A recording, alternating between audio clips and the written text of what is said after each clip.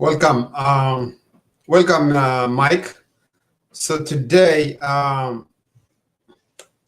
we have seen a lot of interviews regarding Ethiopia conflict, and one of the interview had been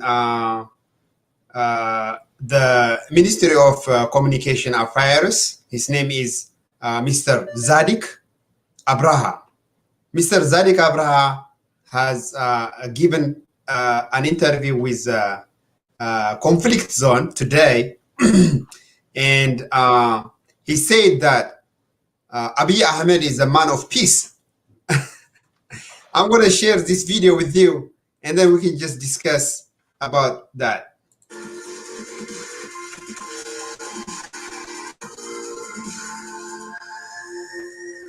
Minister Zadik Abraha, welcome to Conflict Zone. Thank you very much, same here. Last year, Prime Minister Abiy Ahmed was awarded the Nobel Peace Prize, and in his acceptance speech, he said the following: "War is the epitome of hell. I know because I have been there and back. I've seen brothers slaughtering brothers, older men, women, children trembling in terror." Now, fast forward 1 year later. He's led a military offensive against the TPLF group in the northern region of Tigray. Thousands are feared dead. Has he led Ethiopia into the hells of war that he described 1 year ago? Not at all. Abiy is a man of peace. Oh my goodness. Did you hear that? Sorry. Did you hear that? Okay. Let's talk about this. This is a Communication Affairs Deputy Minister of Communication Affairs. His name is Zadik Abraha. And to start with his interview, Conflict Zone, one of the best media in the world, he started his interview saying that Abiy is the man of peace. What do you think about this? Well, you know, thank you, Ephrem. Let's make sure that the audience, the folks around the world who are listening and watching this, have a just brief background of what's happening back home in Ethiopia, in the Tigray region. For over 44 days now, Abiy Ahmed has ordered ethnic cleansing. What we see in the 21st century is what we know in history, what happened in the 19th century, what Hitler did. It's, when you massacre your own people, and he has the audacity to come out to send his puppets to deny, they're not just trying to just like slide into lies. What they're doing is like straight up like lying on world stage. They have no shame, and they think the world simply is going to believe every fabrication that they present to the world. You know what? Everybody's watching. We know what's happening. So your lie, sadly, is costing thousands and thousands of lives in Tigray. And if you believe that all Ethiopians should be treated the same, if you believe in justice, and if Abiy Ahmed was a peacemaker, I think he was handed Ethiopia when it was in one piece, and the region that he's destabilizing, destroying, and murdering innocent children and women and any person that that the military finds on the ground is a region, which is a Tigray region, that has been the most peaceful region in Ethiopia for the past 2.5 years. Right. Let me continue watching this video with you. He has deep convictions, and peace in Ethiopia's opportunity to be a peaceful country, because, as you said, he has gone through such ordeals, such difficult times. So his belief on peace is informed by his own personal experience from the get-go. It is not Abiy's choice to go to this war. Abiy left no stone unturned to settle the difference that we had with the TPLF. The TPLF chose to give deep ears. TPLF was a guerrilla fighting force. Democracy is very aligned element for TPLF. TPLF is used to settle differences by the muzzle of the dealing weapons. Let's stop right there. I'm going to stop him right there. He said, Abiy is not, the war is not Abiy's choice. TPLF is a guerrilla fighter. And he's having a line to follow the peace with TPLF. Okay, the last 27 years, of course, TPLF was a guerrilla fighter, like 30 years before, and he came to the power.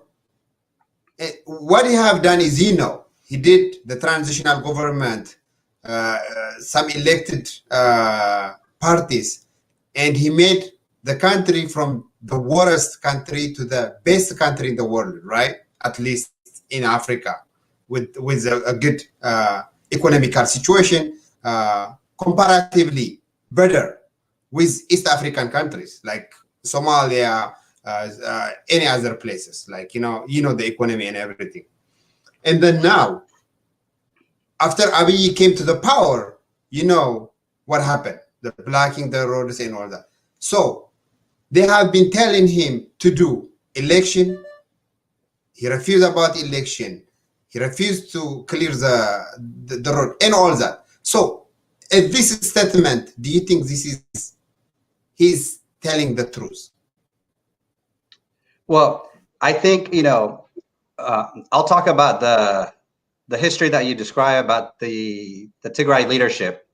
I think he's right when he say that it wasn't Abiy Ahmed's choice, because Abiy Ahmed did not uphold the constitution of Ethiopia. When he took an oath, he wrote his hand, he swore in front of 110 million Ethiopians 2.5 years ago to uphold the constitution. Instead, he went into Eritrea and he needed like a father. And what he got was a murderer, an Eritrean leader who had massacred his people, terrorized his citizen in Eritrea.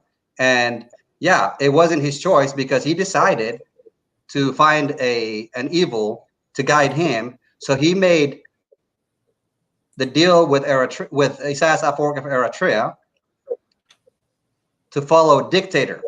He was handed democracy, and he wanted to turn Ethiopia into a dictatorship. Mm-hmm. So when Sarah, who interviewed, I think the gentleman name is Zaid Abraham. Zadig Abraham. I think she's an amazing, actually, host, because she was just spot on the question. And he is delusional, obviously, because Abiy Ahmed was a soldier himself. He's betraying his fellow soldiers that fought with him side by side, that served with him side by side as Ethiopians. The Tigray soldiers who served with him side by side in Ethiopia and outside Ethiopia as peacekeeper with the UN, United Nations, with African Union, and to betray the very people who actually handed him power in the most peaceful process. And he turned a country. He talked about the Tigray, he calls them like a guerrilla fighters. First of all, let's just clarify for the audience and for the West, for those who are watching in Europe and America and everywhere else that are, struggling to understand what's happening and what the history behind is. Let me just briefly say, when the Tigray People Liberation Fighter took up arms to overthrow a dictator back in the 70s, that's what he's referring to. In the late 80s, it went from being the Tigray People Liberation Fighter to the Ethiopian form into federalized system, which is why it changed to EPRDF. So I think the narrative that they're trying to paint right now is they ran out every lies they've been telling the world for 44 days. And now they're trying to paint a democratic elected regional government of Tigray as security forces that are legally in every region of Tigray and Ethiopia. Every state in Ethiopia has their own army. That is the constitution in Ethiopia. So let's make it clear to the listeners, to the audience who are listening to this story, when you have a sociopath that actually is he doesn't, I mean, it's like, you know, I've been in Ethiopia like a number of times. In the last 25 to 30 years, I visited numerous times. You know, what I see in Abiy Ahmed and his puppets who are coming out with the propaganda machines and lying and after lying is that their stories doesn't hold water because they lie and it changed, like, you know, like the weather in Addis Ababa changed like constantly, like on a daily basis. Like it could be like rainy, all of a sudden like sunny, like half a day later. It's like you have like stories constantly changing. And because they don't have anything that is factual, otherwise, you know, they will allow, you know, by now they keep like bragging how, you know, the war is over. No, the war just started. You know, the war, the fighting is going on. They're still massacring, raping young girls. The soldiers are going house to house and massacring civilians. And for this guy and for Abiy Ahmed to pretend that Ethiopia is at peace and Tigray is not part of Ethiopia somehow, and to celebrate killing your own people, that's a disgrace. Yeah. Okay, I'm gonna play more of the videos so you can watch him. Abiy tried to settle the difference through dialogue and discussion. TPLF chose to give Abiy's plea for peace a deaf ear, and here we are. And we will talk about how you got here, in fact. But for now, I would like to just focus on the situation on the ground, because the UN and NGOs, they say that there is an urgent need right now for independent monitoring of the human rights situation after the international NGO Amnesty International brought to the world's attention the massacre in Maikaidra. They say the following, that there are possibly hundreds of civilians stabbed, hacked to death with knives, machetes. The UN says that if a party to this conflict was involved, it would constitute a war crime. Again, this is an international NGO that brought this incident to the world's attention. Would it not be advisable to have an independent international investigation and monitoring of what is happening right now in Tigray on the ground? The days of us waiting for some Western institution to come and not in approval to what we have done or not is gone. You know, we have an independent human rights commission headed by the former human rights director for Africa. His resume is as good as any in the world. He has reviewed his reports, which meets global standards, and he can consult the report. And I suspect that this question is coming from the deeply held conviction that Africans cannot administer their own issues, cannot use effective institutions that are out there to impartially investigate human rights violations. I think that the issue that is being brought up is not that that Africans can't administer it. It's that you are one of the parties to the conflict. In fact, and your government's response, in fact, to those calls for international investigations has been, and I'm quoting here, "We do not need a babysitter. We will invite assistance only if the government feels that it had failed to investigate." Again, you're one of the parties to the conflict. That doesn't sound like transparency. Exactly. This is she's actually the best. I mean, you know, she knows that he's lying. If he is 100% sure that whoever called him the humanitarian Daniel, whoever that is, if he has a good resume, and if they are confident that they are not violating humanitarian issues, how come they let multiple humanitarian independent from all over the world? Well, because that would expose, you know, what's happening. I mean, this is very serious. I think she, you know, she's been very polite, but she knows the fact. So when she, you know, just punch the facts right into his guts, it's for him, he's got to report to his boss how good of a liar that he can be. This is like, for day in, day out, they rehearse on how to lie.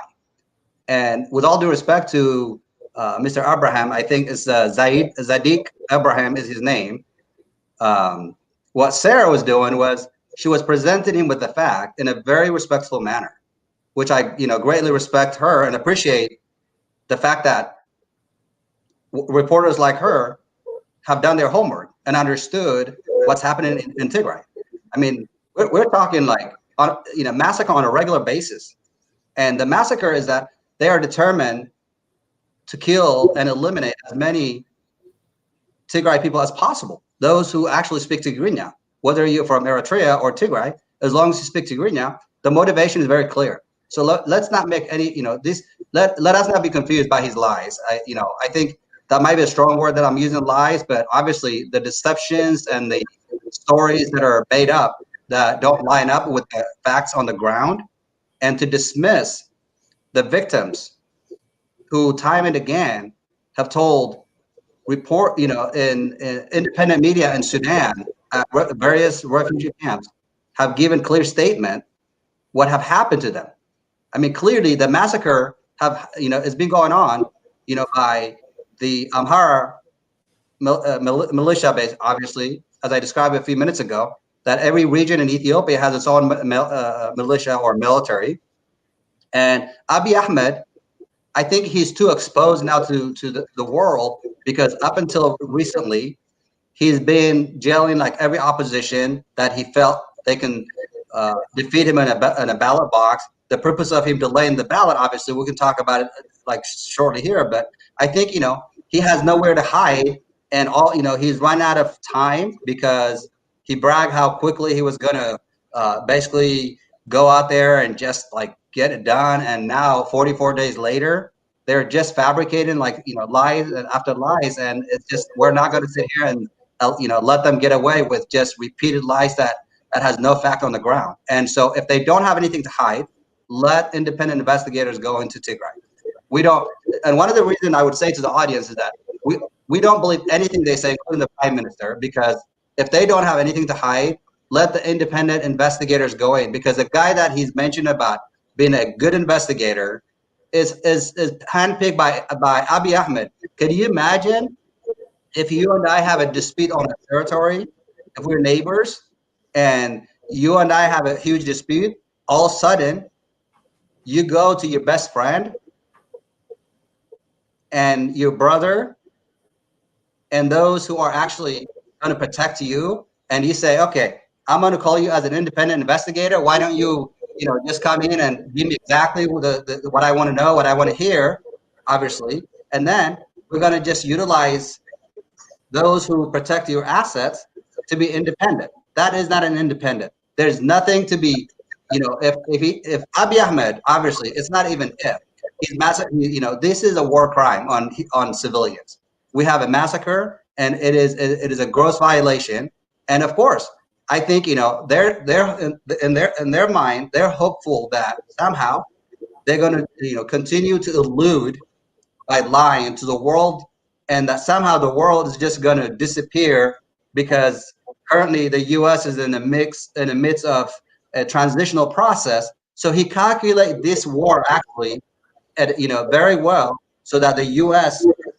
not be speaking against it, because you have an outgoing administration and you have incoming administration. He knows between now, from the time he started the war until about late January to early February, when the new administration is inaugurated, it's going to take time for them to set up. And so he knows that he's got about 4 or 5 month window to continue to massacre people. And I think the European Union and the rest of the world should really rise up. And I'm sad that I'm not hearing much about Canada, who's, and Australia, who's always been a good, peacemakers out there. I'm real sad that they're not, forcefully coming out to speak against this atrocity. Yeah. All right, let's continue. Watch word by word so you can expose the Abiy administration lines of word. I will share the screen again and then see word by word. the investigation is not us. It is an independent human rights commission led by Daniel Bakala, who was just 2 years down the line, head of Human Rights Watch for Africa. His resume of as good as any global standard. So I don't think the conflict in Tigray. Is the FANO being brought in to finish the Tigrayans, as one refugee described it? that's very wrong. Amharans and Tigrayans have lived together for thousands of years.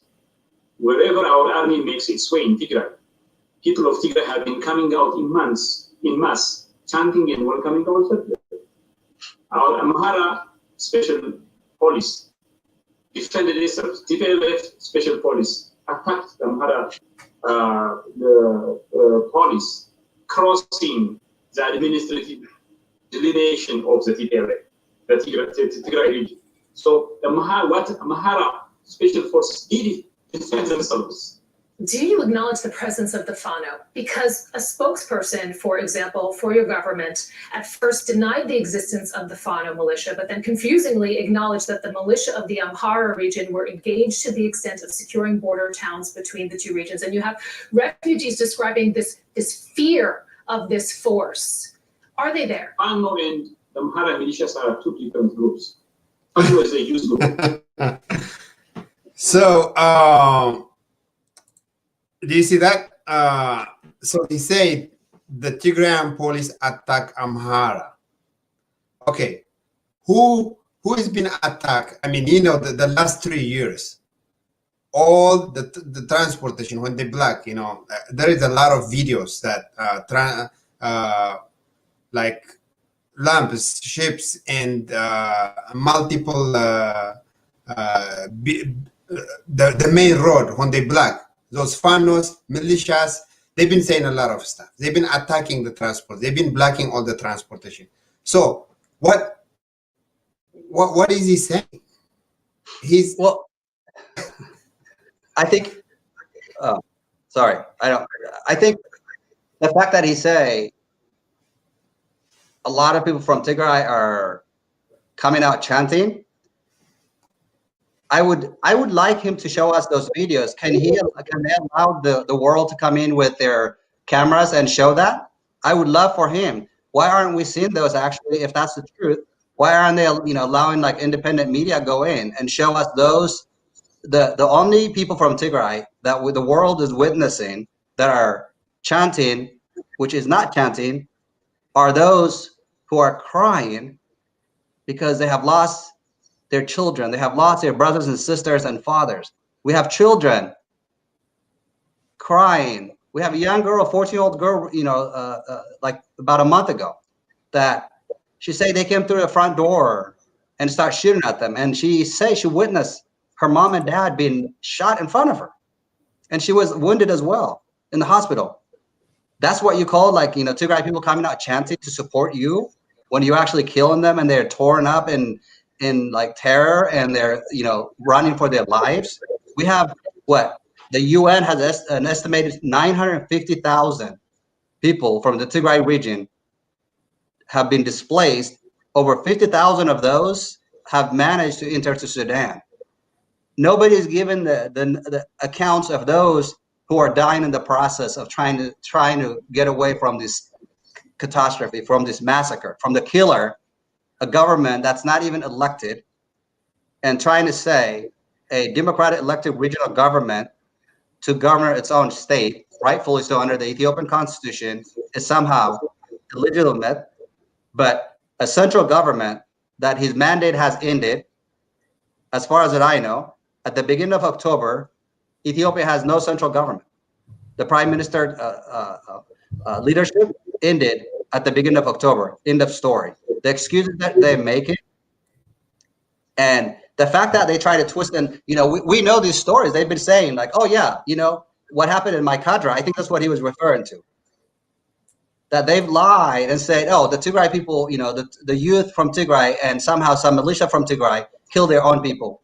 Well, I tell you what, Tigray actually, up until November 4th, until Eritrean military, the Amhara militia, along with the federal government's troops, it was the most peaceful state that anybody was freely exercising their rights, moving from left and right any direction, anyone from around the world. And in fact, it was Abiy Ahmed who was blocking international medias, international diplomats from flying from Addis Ababa to Mekelle, because he doesn't want to see how secure, how peaceful, and how kind the Tigray people has been, and the leadership that left Abiy Ahmed administration, because he went from a country that was handed to him in a democratic transition into consolidated power. You know, coming up with his own party while he was the leader of the country without any consultation. And I think earlier I want to point out, he said that the Abiy administration has been asking for dialogue for the last two and a half years. No, what's been happening, that the world should know, and the listeners who heard that interview should actually know the fact that it was in fact the leadership from the Tigray region who were elected by their people at the federal level were begging him in a respectful manner while they were in Addis Ababa as a constituent representing Tigray, were telling him that you are putting the country at a grave danger by consolidating power. When he started, ordered assassination on top Tigrayan military officials, like the generals, like the musician from the Oromo that we discussed, prior. I mean, and every opposition that was too strong in leadership, whether it be from the Amhara, from the Oromo, from the Ogaden, from the Somali Ethiopian region. I mean, he has handpicked and replaced regional leaders and politicians who oppose him. I mean, the fact that he has the audacity to say the Tigray people are coming out cheering. No, the Tigray people are dying because we have a reckless and dangerous leader who disregarded 110 million people, the second most populous country in Africa, is being destroyed by one man's greedy, turning it into a dictatorship. And I think it is sad that the difference in a modernized country and this behavior is that when you look at most people in government, including here in the United States, when they see their government doing evil things, they actually will resign from their post. And I know that also when the General Acha was replaced on November 4th, the day that Abiy Ahmed declared war on his own people of the Tigray region, General Mohammed was forced out because he would not support the war against his own people. So anyone, even in leadership with wise mind, that advised him and told him that you're making a great mistake, left the administration. And the discussion now is flipped that somehow Abiy was trying to have a dialogue. No, he has not. In fact, he's been working for 2.5 years. He publicly told his parliament that he's been preparing for this war for the last 2.5 years. That is, that is not my word. That is his word. He spent 2.5 years preparing for a war and millions of dollars worth of military equipment to fight his own people, to eliminate the Tigray people, while millions and millions of Ethiopians also are starving. And the COVID crisis that he talked about, what about shifting the money that he's been hijacking and turning into equipment? I mean, the European Union just withhold like $90 million or euro that was normally go to Ethiopia for assistance. I would love for the European Union actually, the money that they froze from giving it to him, which is I applaud them, that he would have used it to buy military weapons.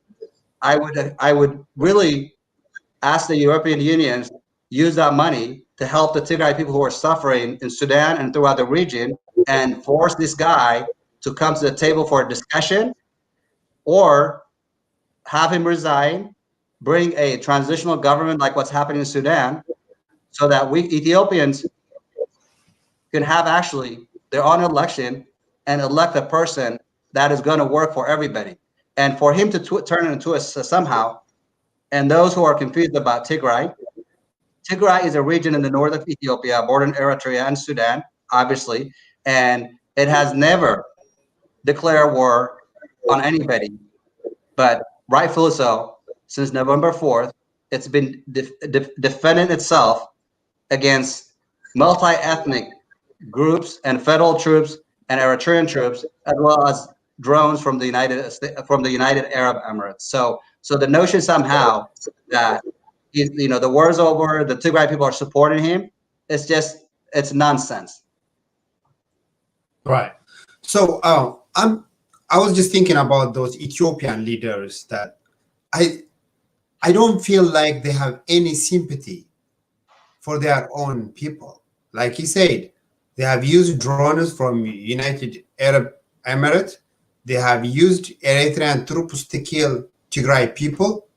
And let me show you one of the refugees that he said. Let me share this screen again. Expected to be a refugee. We never expected. I can tell you for sure, 100%. At least we are safe. We didn't hear any kind of explosion. We didn't hear any kind of weapons. We are here very safe, actually.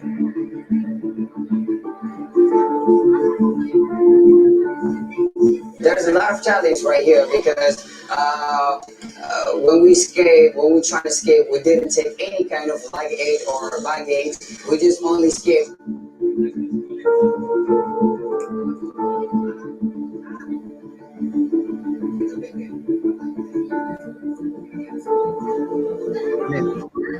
We have a challenge with the refugees.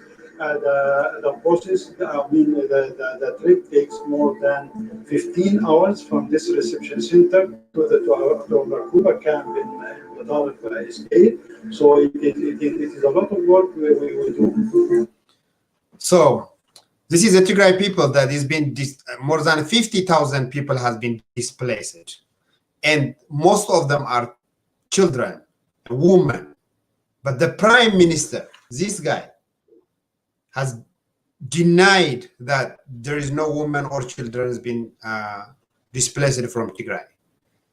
He's a liar. The main prime minister and all the minister cabinets are liars. This is a deputy minister of communication that he's been lying. Let me play this video again. So actually, Sarah, the conflict zone journalist, is the best that she's been challenging him every lies. Eritrea, for example, just for context, is a country that has long faced accusations of large-scale human rights abuses, and there are about 100,000 Eritrean refugees that are located in Tigray. So there's a lot at stake here. The United Nations says the following. Over the last month, we have received an overwhelming number of disturbing reports from Eritrean refugees in Tigray being killed, being abducted, being forcibly returned to Eritrea, and if confirmed, these actions would constitute a major violation of international law. These are horrifying reports. Can you not guarantee their safety? And how could you say this with 100%? We are the third largest host of refugees globally. We are known for hosting refugees with all due respect. That is very loud and wrong information. The Eritrean refugees are well taken care of here.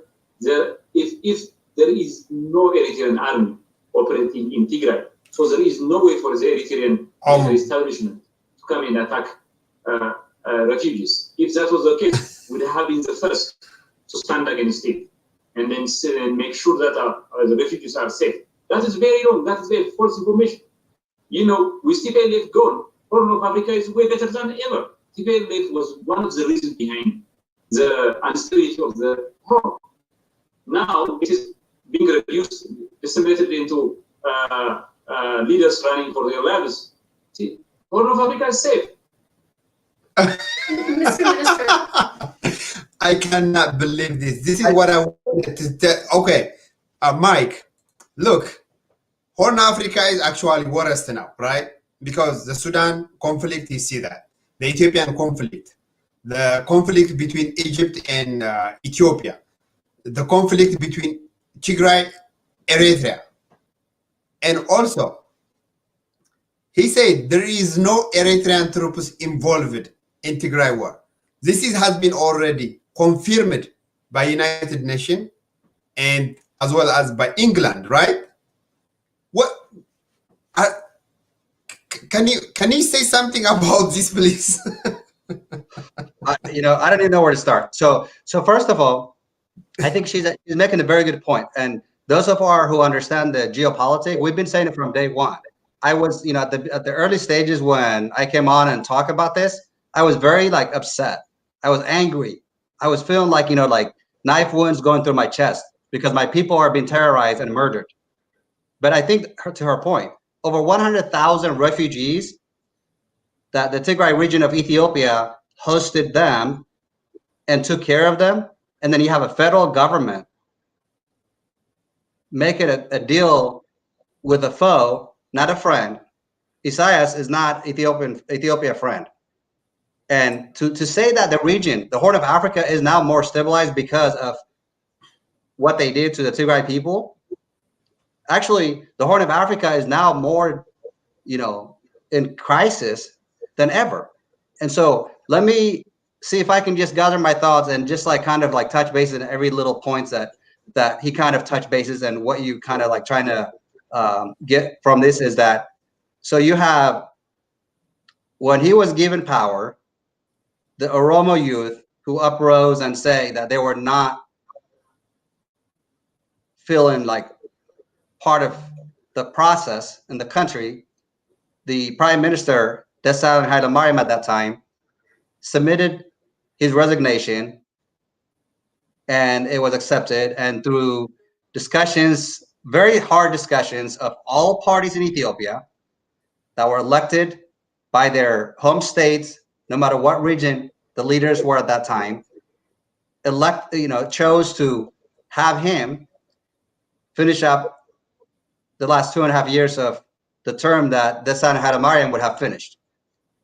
And so my point here is that when he took power, Ethiopia was in fact very peaceful. And for those who don't understand about the leadership in Ethiopia and that they finger pointed at the Tigray people actually were more focused at the national stage than at their own home state. They were more worried about at the national level that they don't want Ethiopians to see them as greedy and only taking care of their own people. In fact, they took care of the rest of Ethiopians, better than they did the northern Ethiopia of Tigray region. So when you talk about the infrastructure in Ethiopia, for example, I mean, look at throughout, the country. In fact, Tigray, like cities like Mekelle, it didn't start booming for until the last a couple of years when the Tigray leadership say, Abiy Ahmed is doing everything against the constitution, against democracy. So either we're going to work together or we're just going to return back to our home state and work with our people. And what they did was they didn't go and take up arms. They went and told the Tigray people that we're going to do everything we can diplomatically. We're going to work with the federal government. Mm-hmm. Yet we're going to rebuild our region that has been left out from the pie that Ethiopia has received for 27 years, while he complained to the Ethiopians in Amharic saying Ethiopia was at dark for 27 years. Well, if Ethiopia was at dark for 27 years, guess what? He should be the first person to go to jail now. When he says the Tigray leaders are the criminals, he should be the criminal because he was part of the military. I mean, he's showing up with military uniforms now, when he go to pep talk to the military. So you can't just do the crime, wash your hand, and then expect all of a sudden you're not a criminal. So if we want to talk about criminals, you got two criminals in the 21st century, and that's Abiy Ahmed and Isaias Afwerki, who are murdering their own people. 100,000 plus Eritrean refugees have been been murdered. Some of them fled Tigray, went into Addis Ababa. I mean, it was reported about over 6,000 Eritrean refugees were forcefully put on a bus and returned into the wars into Tigray because they speak Tigrinya. He doesn't want them in Addis Ababa. And you have areas in Tigray right now, the federal troops and the Amhara troops are actually executing people because they don't speak Amharic. And for the people who don't understand about the geopolitics in Africa and Ethiopia in particular, most people who live in the countryside in every region, they mainly speak their native language, their mother tongue, which is in Tigray. Of course, you're going to have people that speak both Amharic and Tigrinya, but in the countryside, that's all they know. They don't travel much. They mind their own business. They're peaceful people. And yet you have people like this talking how, oh, Tigray is like peaceful now. The Eritrean people, we taking care of them. No, they're not taking care of them. And he was accusing actually the people you show in Sudan, the refugees. You know, he was accusing them. They're the one that killed the folks in Maikadra. In fact, they're the people that were going to be among those who were massacred. Luckily, they survived. And I know how this works. I was a child refugee myself. I went through similar process during the Derg era. So for anyone, how dare these cowards to sit there and say, we are at peace. Ethiopia and Tigray is really, you know, now it's better off than it was before. So what's happening right now? You know, my Arabic is not great, but I was watching Sudanese TV earlier this afternoon. I mean, Sudan is actually, it looks like they're preparing to defend their territory, and potentially there's an escalation potential that can explode into like a regional war because Sudan has lost some soldiers, and they have some soldiers wounded in the last 24 hours or so, and the Sudanese army is preparing to defend itself. So talk about the region being at a greater risk. You have Eritrea involvement. Now you have potential Sudan. He went to Kenya recently asking for more troops. And then you have the Oromos in the south actually fighting. And then you have various ethnic groups right now going at it. So Abiy Ahmed is actually calling people who retired 25, 30 plus years ago from the prior administration coming back into the military. That's tragedy. That is very, very sad. Yeah. Okay. I'm going to show you more about this because we have to expose those pathological liars of the Ethiopian government, an elected Ethiopian government.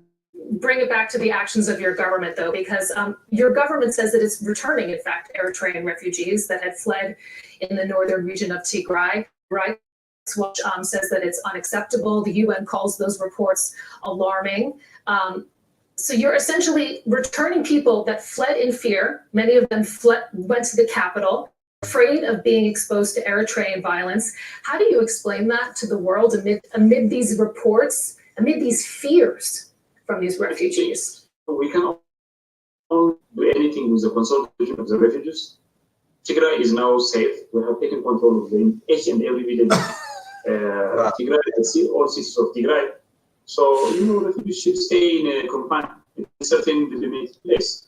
We have well-built refugee camps in Tigray, and they are safe. They are once again safe to welcome the refugees. That's what it is. And it's not being done forcefully.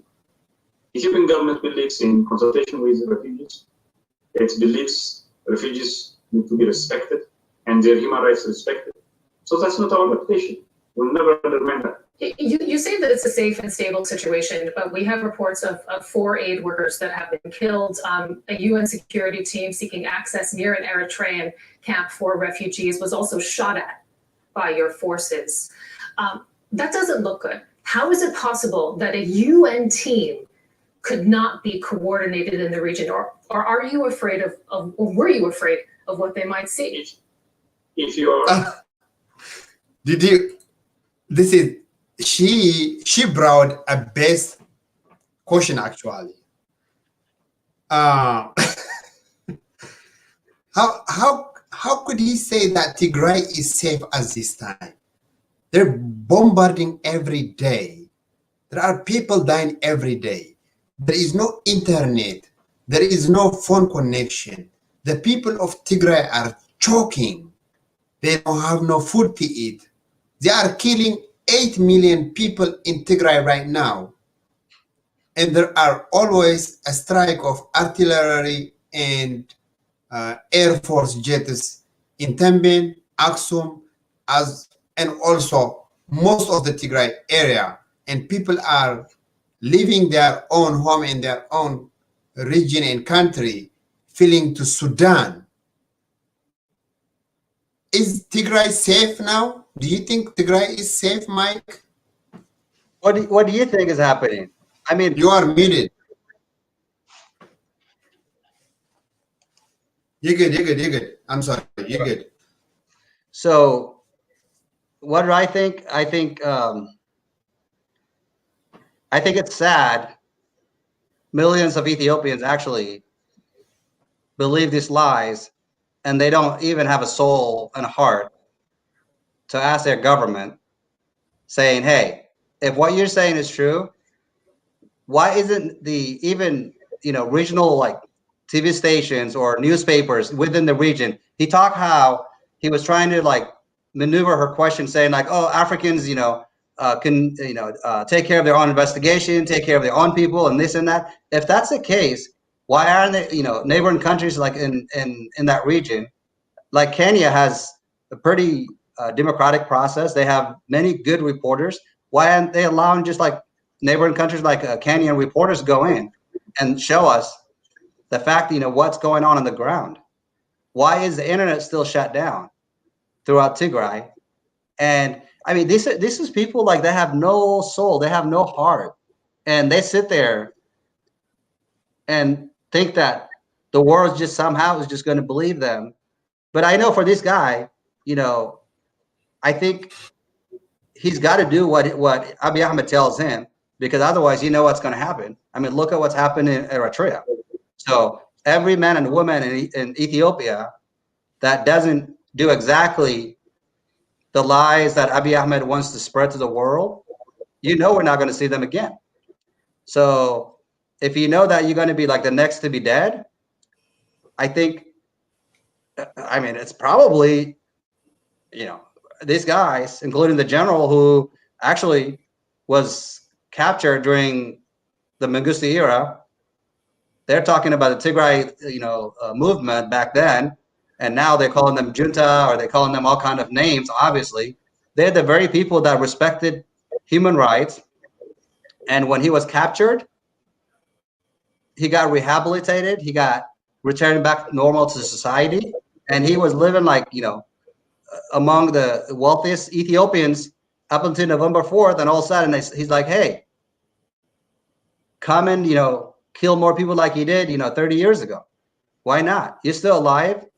So to me, the fact that the civil servants and government employees of anyone who's from from the Tigray region throughout Ethiopia and throughout the world that works for the Ethiopian government internationally has been removed completely. Diplomats, imagine, diplomats typically are there to serve their country. But because of your ethnic, you are removed from every post that you hold. And now we have private sectors in Ethiopia, throughout outside Tigray, throughout the country, removing anyone based on their ethnic. So this clearly is ethnic-based, ethnic cleansing, a massacre that should never happen. This war should never happen in the first place, because Abiy Ahmed knows that. And for him to come out to just keep lying to our faces, I think it's saying insult to a wound is understatement. This guy needs to go. This guy needs to be out. Let people who are reasonable run the country, and let not allow more and more civilians be murdered on the hands of a criminal who's calling civilians and democratic elected regional governments criminals. The criminal here is the people, the federal government, whose leadership is no longer validated because he's not elected. He is the one that's leading criminals. So if anything, General Bacha and Abiy Ahmed should be the first to face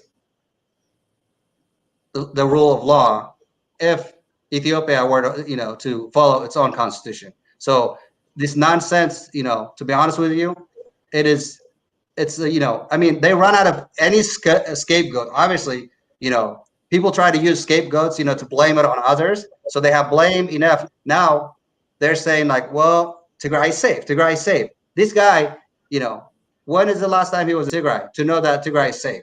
Of course, he hasn't been. But the propaganda machine is out, and internally and externally, and that's what what he's been preparing for the last 2.5 years, while the Tigray people were trying to build their region and their communities.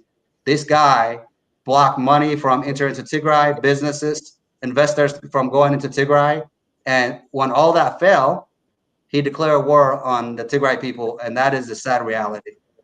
Right. Let's see the point of view from the United Nations daily briefing that was take place on in their office last time on November 16. Let me play this and let's see what they have said about them. The Economic and Social Council. In the meantime, a few things for you. This morning, the Secretary General spoke at the World Food Programme's Executive Board. He once again congratulated the colleagues on their Nobel Peace Prize, adding that he witnessed their commitment to deliver life-saving assistance in the most remote locations, in the most dangerous situations, and the most challenging contexts. Secretary General added that he could never have imagined hunger would rise again during his time in office as Secretary General. However, according to WFP figures, 130 million people risk being pushed to the brink of starvation by the end of the year. This is totally unacceptable, Mr. Guterres said. COVID-19 recovery must address inequalities and fragilities, and the questions of food will be central to a sustainable and inclusive recovery. Turning to climate, the Secretary General added that he believes that food systems will be essential to bring up to net zero, adding in this regard, the work of WFP is also essential. His full remarks are available. Also this morning, the Secretary General participated at the third annual New Economy Forum. He said that the UN has been working to save lives, control transmissions of the virus, and ease the fallout. He added that we are advocating a massive rescue package for the world's most vulnerable peoples and country. He said that the virus inequalities were rising, societal divisions were widening, and a lack of opportunities was causing frustration and unrest. He stressed that we must address these issues. He also noted that we may have a potential potential running point on climate change, with more countries pledging to be carbon neutral by 2020. It's been a big issue the entire world about, and it was obvious that the Ethiopian government is killing people. The United Nations has been addressed. They have been talking to the Prime Minister, and the United States is already confirmed that Eritrean army is already involved on the war on the Tigray region. But the Deputy Communication Minister, Zadik Abraha, zone. Let's watch back and then see how they've been lying, and they don't feel any sympathy or anything. He's saying that the refugee, we've been working with the refugee. Of course, when Meles was in power, we have received multiple refugees from Eritrea, from Somalia, and we have been following rules, the international rules. But since Abiy Ahmed came to power, the last 3 years, nothing has been, they've been killing people, they've been displacing people, but they never done anything. Let's watch this. If you happen to read the settlement issued by the UN Human Rights Commission, just a day or two days ago, they have asked for an apology. This is a technical problem. The UAE status, we're not supposed to go a certain place. We are building the bridge roads destroyed by the TPLF. We have established electricity supply. We have established telecom connectivity, road connectivity, and our army has liberated the entire region from this junta. So it is safe for anyone. The international community, Mr. Minister, is not convinced of that. The UN says we have reports that the fighting continues between federal forces and the TPLF and affiliated militias on both sides. They describe the situation as worrying, as volatile, as spiraling out of control, with an appalling impact on civilians. Ultimately, I'd just like to bring it back to the fact that Abiy has he has pursued a military solution to this conflict ultimately, while your international allies on the continent and beyond have expressed a lot of concern. They've called for dialogue. There was an African Union delegation actually in the capital that was reportedly not even allowed to meet with the TPLF by your government. Is that your understanding of more democracy, blocking dialogue? Why not talk? Okay. Do you want to hear his answer, or do you want to answer that yourself? No, I think, it's going to be another lie, because here's the thing. In most countries, when someone like Abiy Ahmed, who not only took an oath to protect its people and country, but also serve in the military, is allowing a foreign country to come to Tigray to loot and kill and steal its assets. So in the US, where I grew up and where I live, that's called treason. When you betray your country and your people, you'll be facing death sentence. That's what Abiy Ahmed should be facing right now. For those who actually follow Twitters, Google Martin Plaut. First thing this morning when I woke up and I look on my phone on Twitter, what I saw was Martin posted on Twitter saying Eritrean soldiers looting computers from St. Mary College run by the Catholic mission. Imagine, like missionaries in Tigray who help people through their faith, and those people who choose whatever religion they want to follow. And I'm sure there's other stories too, but just focus on one topic, is that they took 4 vehicles that was used as a mission to serve people in the town of Adigrat. Throughout Tigray right now, you have historical churches and sites that hold thousands and thousands of year-old historical biblical books, crosses, and the list goes on and on. You know what's happening right now? It's being looted by a foreign army.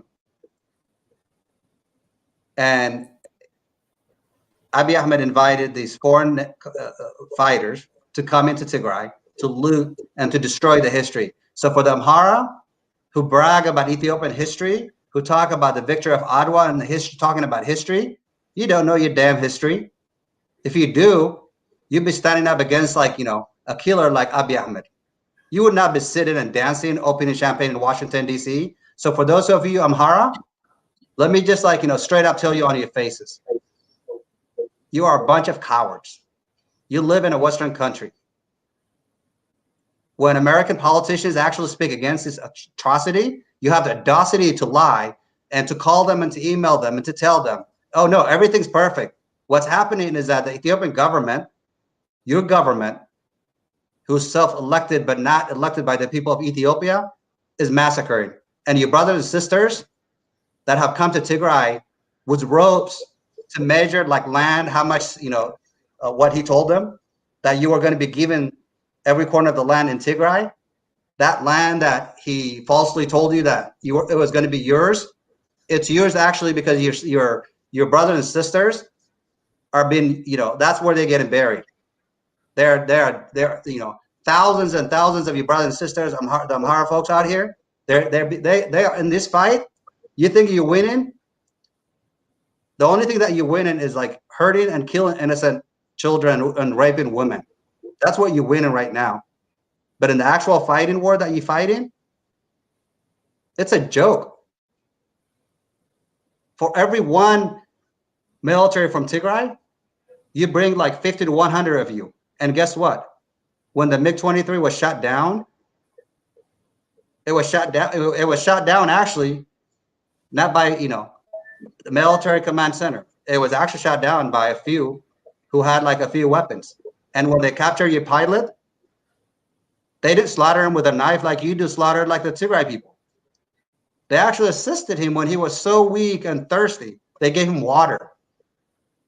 We don't do what you do. We don't slaughter people. So I'm speaking directly to the coward Amharas who dance and celebrated. You are inhumane. You are cold-hearted. You are just as as evil as Abiy Ahmed. And you tell the world now, and you tell me, when the Amhara in some of the region by various tribes are being murdered, you think that's okay now? You think your mothers and fathers be slaughtered like they don't matter? You think that's okay now? Because that's what's happening right now throughout Ethiopia. So I got a little emotional here, but that, so the clear message here is that this needs to stop. I am sick and tired of the lies and lies. The reality of this is that Abiy Ahmed declared war on Tigray because he knew the Tigray people were uniting strongly and building their region peacefully, and they want nothing less than their freedom, freely for them to be able to speak freely and to move around freely. And when Abiy Ahmed diplomatically, financially blocked them, they say that's fine. We're just going to stay in our own territory. We're going to continue to unite and build our region. They did nothing besides taking care of themselves and their territory. And now, you, the Amhara people, you guys are evil. And what you're doing right now, it will catch up to you very soon. It's actually already started. So if you think you just defeated Tigray, you just woke up the sleeping lion. And when you mess around and wake up a sleeping lion, oh, you don't even know like what would happen. So let me just be clear. You just destroyed Ethiopia. You'll be left alone by yourself. Because you're not going to have, Oromo brothers and sisters. You're not going to have Tigray brothers and sisters. You're not going to have Ogaden brothers and sisters. Everybody now knows how evil you are. You have built 30 years of hatred towards the very people who help you to try, to be leading Africa. Look at Addis Ababa. You didn't build it. It is the administration. It is my people who died to get rid of Mengistu.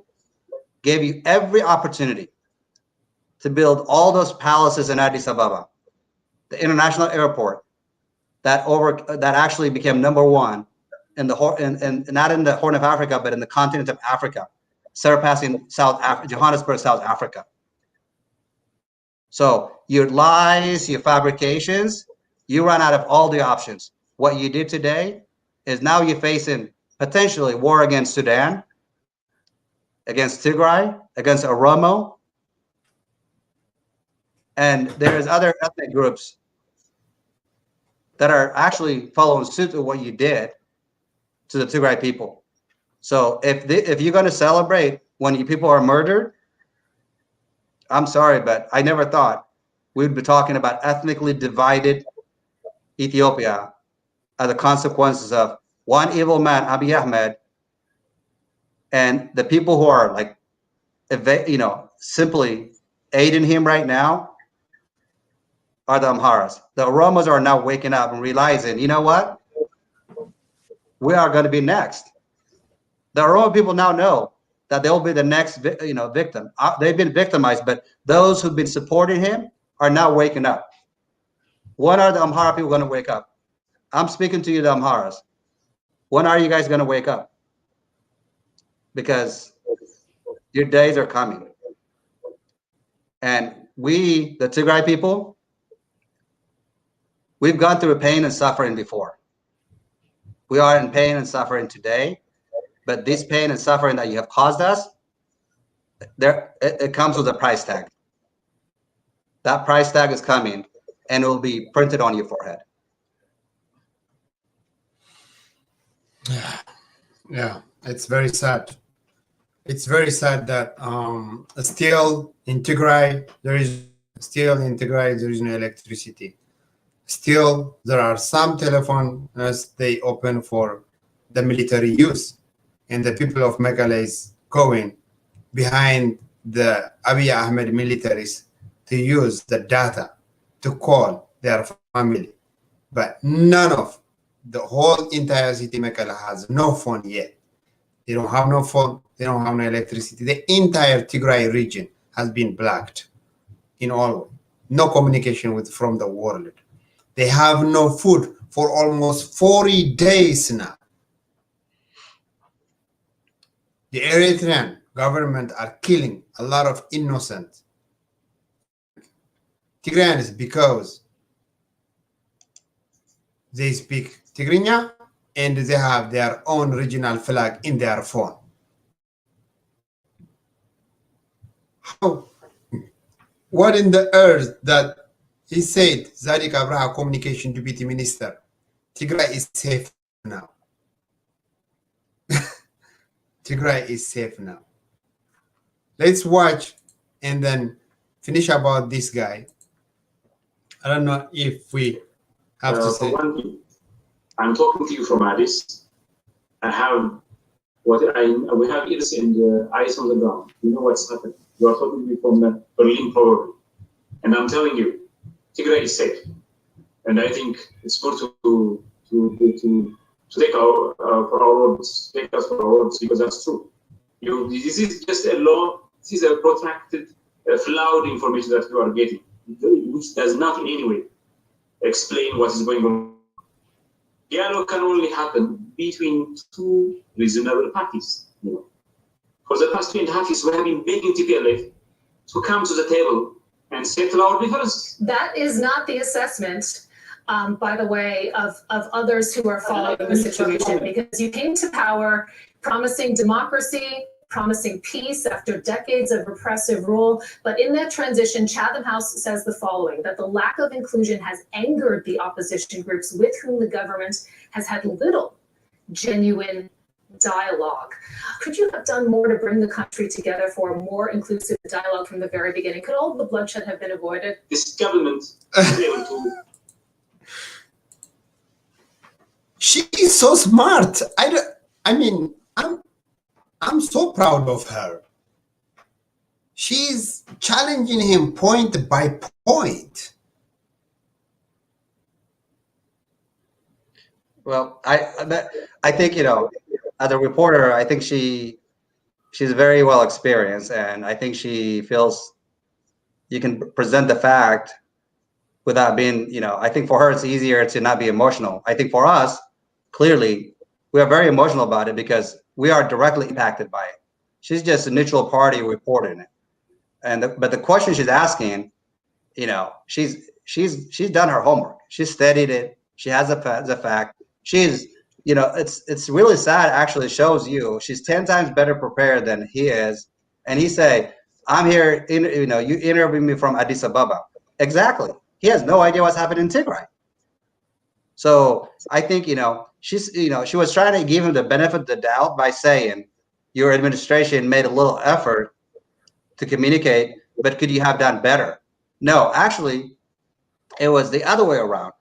It was actually the various elected officials from Tigray, and I'm not talking about the Tigray, regional government, but I'm talking at the federal level before they all resigned from their position and went back to Mekelle.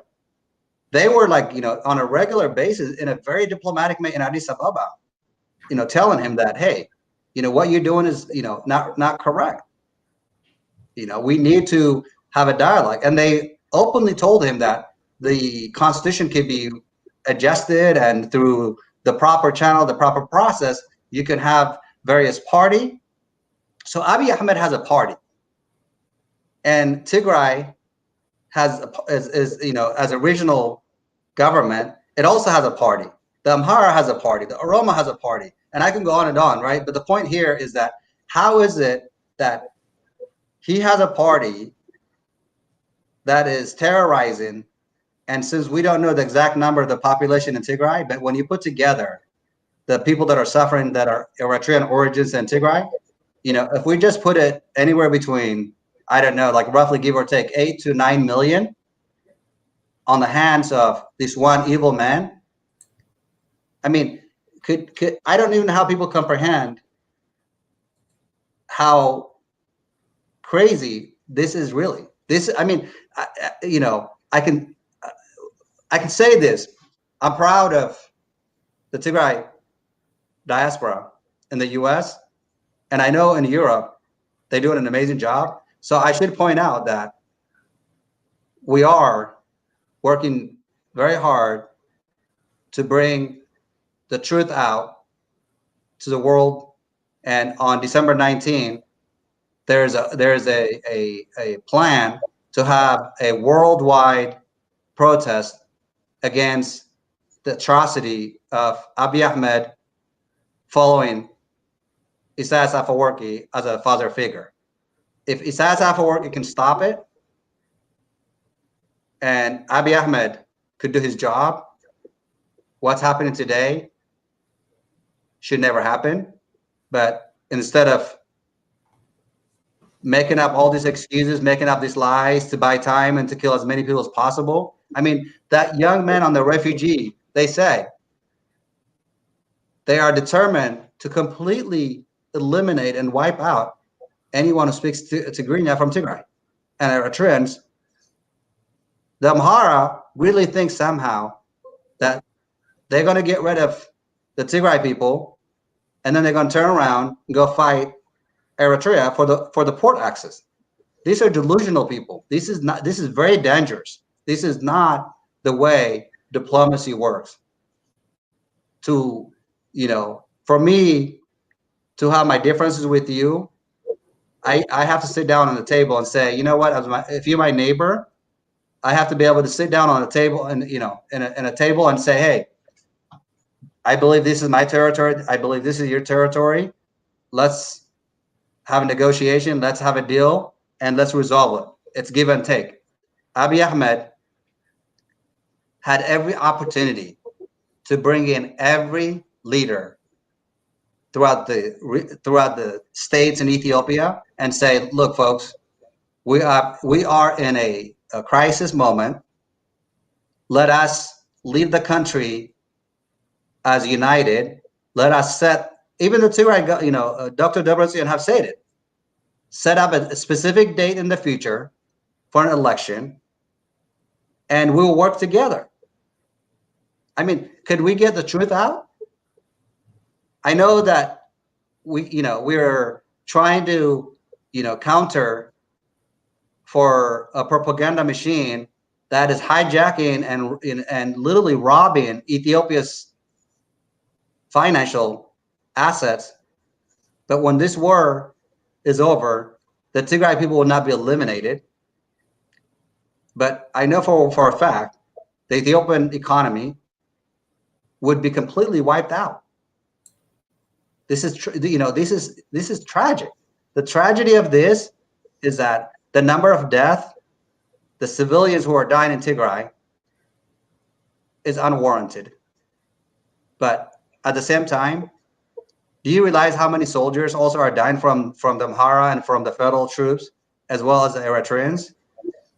What is the Eritrean government and Abiy Ahmed going to tell Eritreans and the rest of Ethiopians when the war is over?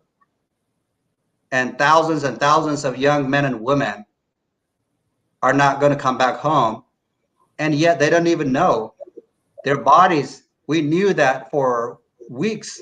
Bodies were on the side of the roads because there were not people. The people have run away when the fight broke out, and bodies were on the roads. And we knew that the hyenas have been coming out massively and eating soldiers' dead bodies. I mean, that is disgraceful. Abiy Ahmed, as a soldier himself, as a military vet, he should be ashamed of himself.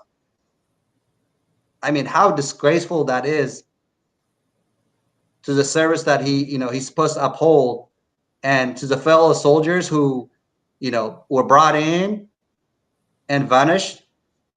And he's telling like Ethiopians that he hasn't fired a single missile or no civilian have died in Tigray. I mean, I'm just trying to grasp my breath here, Ephrem, but how stupid does he think that people are? You know how, like in America, that is so insulting. When your government lies to you, Americans wouldn't stand for that. I know maybe I'm not good making a good comparison, but the Ethiopian people should be just ashamed that when they are being told lie after lie, instead of lying on behalf of the liar, they should be asking, why are we fighting? And what happens to the thousands and thousands of soldiers that we sent there? Now they're nowhere to be because they're dead. That is just unacceptable. So for the diaspora that are from the various tribes of Ethiopia, wake up. Great. Yeah, so I think they are simply now less than 100 people running for their lives. And will append them pretty much. I just wanna listen to her instead of him. It's just he's nonsense. He's not supposed to be in position at all. But her questions are very, very good. That is not the situation that is described by international NGOs. Amnesty International reports, for example, that your security forces are part of the problem. They say, for example, in the region of Oromia, for example, this is Abiy's political base. The carrying out of extrajudicial executions, arbitrary arrest and detention, torture, other forms of ill treatment, forced evictions, destruction of property, human rights violations, serious accusations. They've called on your government to do more to stop it. Where's the action? If Ethiopia has more than 110 million people, and most of Ethiopia is very safe. There are some armed insurgencies on the western part of the world. Somebody who was detained and jailed. He's full of junk. How could he lie to his own people and to world mainstream that the current situation in Ethiopia is different than what he's saying? A lot of people are dying in Oromia. There are a lot of political leaders are thrown away to prison. He's saying that when Meles was in power, that Ethiopia have done to the world and to the refugees and to political leaders, whatever, comparatively was a better situation when Meles was in power. They are talking still about Ethiopia, what we have done like 7-8 years ago, instead of talking about the last 3 years. Look at her. Because he has a critical view of your prime minister, Abiy Ahmed, or at least reportedly, that's why he said he was detained. In fact, there seems to be little appetite to tolerate criticism, even abroad. I'd like to bring you to another case, and this is of the UK-based academic who was among those who actually nominated Abiy for his Peace Prize. He learned through reports, apparently, on Ethiopia's state broadcaster that police had accused him of, quote, using international media to destroy the country in response to his critical interviews that he's done on international media. Is this what opponents of governments can expect in the country? He says he fears going back to the country. He thinks there's a significant risk of him being detained. This election is going to be one of the best and most democratic election Ethiopia has ever had. We have, more than 20 political groups were outlawed, were forbidden to come to Ethiopia. We have labeled that, we have got rid of that restriction. They are now giving in town, in Addis. My goodness. Oh, Mike, I don't think I can stand this guy. So he say that there are Ethiopia is for the most part, he say it's safe. And then he said there are armed groups in various areas, and he mentioned the Oromo, and he said that they've been taking, something along the way. Anyway, what is interesting is in the last 2-3 days, there has been heavy casualties of the Amharas by the I may not pronounce it correctly, but the one of the 10 states in Ethiopia called the Benishangul Gumuz. That region have also, it's uprising, it's arms, and it's fighting against the Amhara. So what the Amhara actually has done is it's dug itself in a serious, dangerous, holes, because you have Sudan is potentially getting involved now because they've been attacked. You got the Benishangul Gumuz region fighting for their territory now, and then you have the Oromo, and it's like, I don't know how ill-advised the Amhara leaders have been. I thought they would learn their lesson from the mistakes they made during the Derg era, but clearly, like when you bring back like Burhan Hailu, and who actually was willing to take up arms, and he was like residing in Asmara to fight a peaceful peaceful government in Ethiopia. We knew since 2005. I mean, there has been like attempts of various fractions from the Mengistu era. What you have today is, leadership after leadership brought from the old regime that have run the country like North Korea.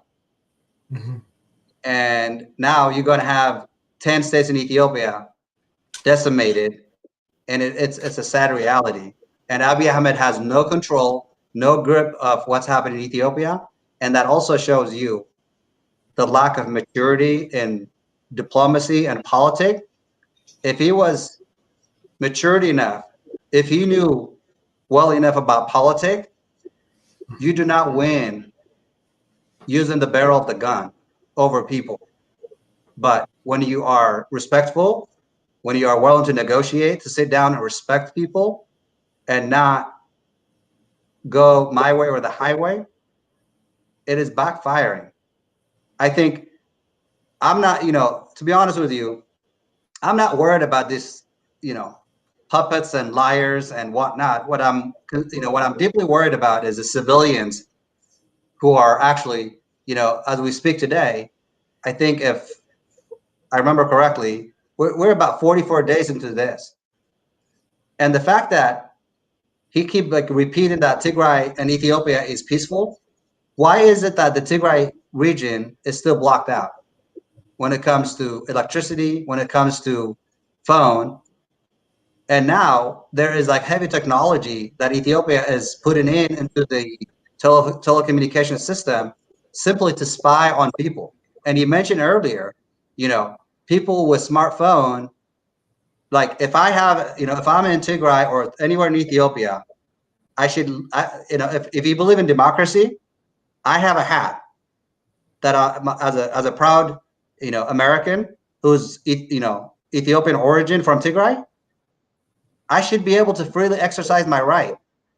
But imagine, even as an American citizen myself, if I was in Tigray today with this hat, a bullet would gun through that flag that you see on my head, and I would have been dead. There's no human rights respect. We have Americans actually stuck in Tigray right now. This guy have no respect to human rights, to international law. And so I'm just, I'm sick and tired of, just keep watching what's happening. And I hope that somebody is courageous enough to do something about this. I'm going to show you about the Ethiopians flee Tigray conflict. It says especially the Tigrayan people that they flee to Sudan. And then after that, we're going to conclude our conversation by relaying your message for the people of Sudan, that they have been accepting our people and taking care of our people. And you will have a chance to express your sympathy for those people. And also you can relay message to Tigray people and the Tigray diasporas and the international community and American people to help us fight this, to stop the war in Ethiopia.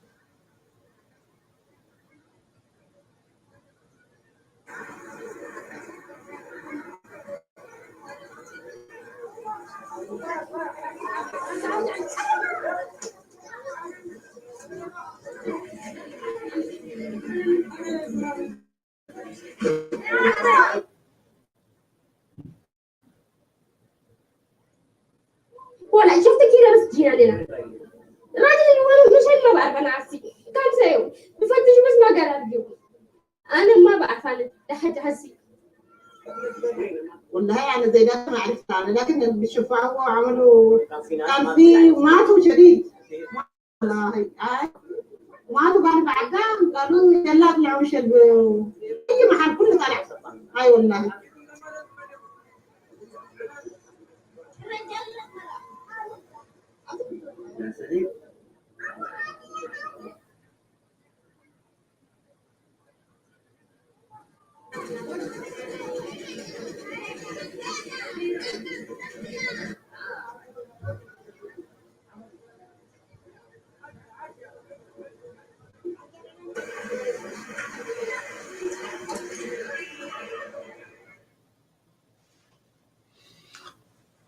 Wow. So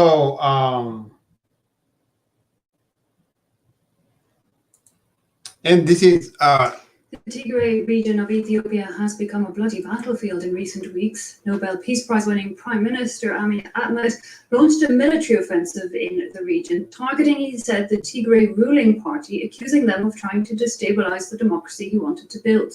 The Tigray leaders were in power in central Ethiopia for decades before Abiy. In just a few weeks, bombings, massacres, ethnic divisions have all been reported, and at least 20,000 people have been forced to flee their homes. It's a conflict that has already spread beyond Ethiopia's borders and is said to risk destabilizing the wider region. To get his perspective, we can speak to advisor and commentator on the African Union, Adem Abebe. Thanks so much for your time. Mr. Abebe, can I perhaps firstly ask you a bit more about Tigray and the Tigray party there, I believe? So those are the reports, and now I'm going to give you a chance to say something about this.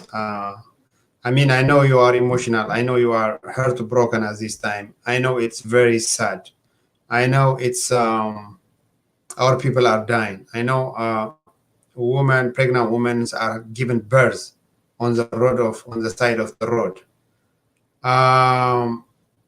And Abiy Ahmed, who is the unelected prime minister, denies that there is no children flee the country. There is no woman flee the country. But I have tried to show you the video that elderly women, they were struggling to go to the hill. You know, they were so tired, so weak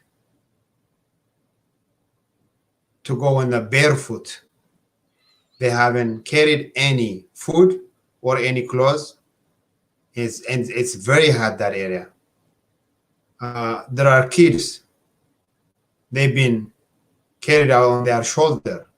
They don't have no food, they don't have no drink, and that area is so hot. So those little babies, infants, I don't know if they can survive. They probably are dying. Infants are dying. Kids are dying. Toddlers are dying. Youths are dying. We don't deserve that. We have not done anything, but we have built Ethiopia. The last 30 years, when the Prime Minister Meles was in power, we have built Ethiopia. We have done multiple road technologies. We have built multiple factories. We have the economy went from 0 digit to 2 digits. Ethiopia has been known. And right now, because of the Tigray ethnicity, the Ethiopian Airlines executive officer who is from Tigray, Mr. Tolde, has been house arrest. He's in house arrest now. We have done a lot. Ethiopian Airlines is known in the world. It was a very beneficial with a good service in the entire world. But now, the head office told who is from Tigray is under house arrest. Multiple Air Force pilots are under house arrest. Multiple generals, they have done a very good job in keeping the peace in Rwanda, in other places, are now house arrest, in jail. They've been thrown in jail, most of them. Most of them, they've been told that they are criminals because of their ethnicity. Multiple Tigrayan soldiers, they have done a lot for Ethiopia as it's thrown away from from their power, from their house. They are most of them in jail. So Tigray right now, there is no electricity, there is no water. We have been saying that, and kids are dying. They've been killing them. So I know that you are emotional. I am emotional too, because our people are dying. So we cannot just cry and sit. We have to do something. The international communities needs to help us to get rid of these people. The Ethiopian government is lying. He is now, the Sudan Prime Minister came to Ethiopia to discuss about the peace opportunities with Prime Minister. He sent him back within 2 hours, but his visit was for 2 days. Because he doesn't want to talk about peace. And now the conflict is erupted between Sudan and Ethiopia. So Abiy is saying, oh, we have a long ties, a peaceful ties with Sudan. That's why he said, before the war starts with regional Tigray, he said, we're not going to start war with Tigray. War is bad. But once he's ready and he discussed with Isaias Afwerki, who is the killer, immediately after he started the war, he took him to Air Force to visit everything.